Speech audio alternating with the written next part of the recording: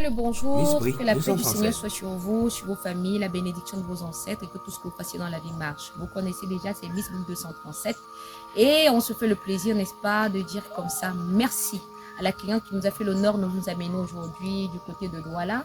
Nous sommes à PK30 et précisément au lieu dit Diwoum. Alors ici également, nous venons, n'est-ce pas, pour des travaux, n'est-ce pas, de construction avec la petite maçonnerie comme vous connaissez. Et il est question ici, avec la fondation déjà existante, n'est-ce pas, de voir ce qu'il y a possibilité de faire ici et surtout comment ça va se passer.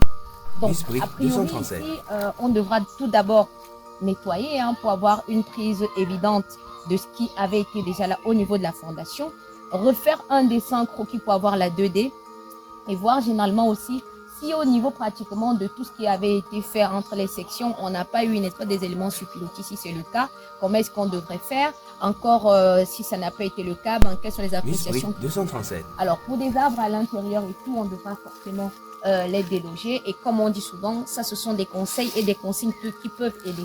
C'est deux, s'il te plaît, un peu d'arbre avancé.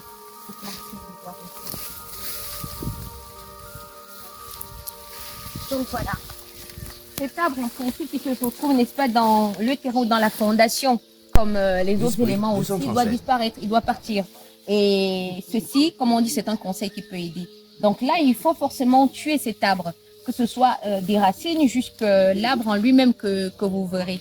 Alors, comme des techniques généralement qui sont proposées, vous voyez, c'est une astuce qu'on nous a donnée, qu'on vous donne ici. On a dit ici qu'il est possible pratiquement de prendre un clou que vous allez ramener là, au niveau de l'axe central qui va arriver jusqu'au milieu de l'arbre lui-même. Et puis la rouille entraînée avec tout ce qui est sève et tout ça, n'est-ce pas, devrait affecter les racines et tuer. Tout comme vous pouvez également couper, vous utilisez le sel de cuisine, vous versez là-dessus qui entrera, n'est-ce pas, et devra affecter tout cela pour que ça meure. C'est pareil également pour ce que vous verrez également de l'autre côté qui doit être fait. Et ça vous permet aussi de gagner et puis de garder un peu des petits trucs sur le plan financier. Donc voilà un peu ce que nous allons faire ici.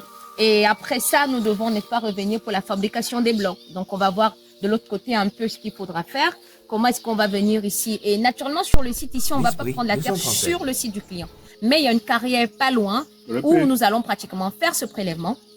Et puis, nous allons venir, n'est-ce pas, pour poser pratiquement la machine. Comme on le dit toujours, les constructions que nous faisons demandent la disponibilité, n'est-ce pas, d'un hangar de construction.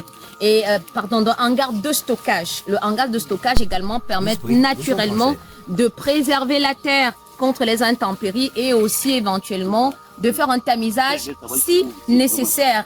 Alors donc ici on vous l'a également présenté, donc on va faire la fabrication, on va faire des élévations, on va mettre une toiture. On prie pour que le Seigneur, n'est-ce pas, bénisse ce que nous sommes venus faire ici et surtout que tout marche. Donc on vous l'a dit, vous connaissez déjà, c'est le 677 19 57 87. Vous sonnez tout simplement Miss Brica Dream House Construction. L'équipe que nous avons et moi se feront le plaisir d'être chez vous. Merci, que la paix du Seigneur soit sur vous et sur vos familles. Voilà. Donc, la possibilité pour nous ici de répondre à une question, n'est-ce pas, que nous avons eu comme difficulté dans l'un de nos chantiers.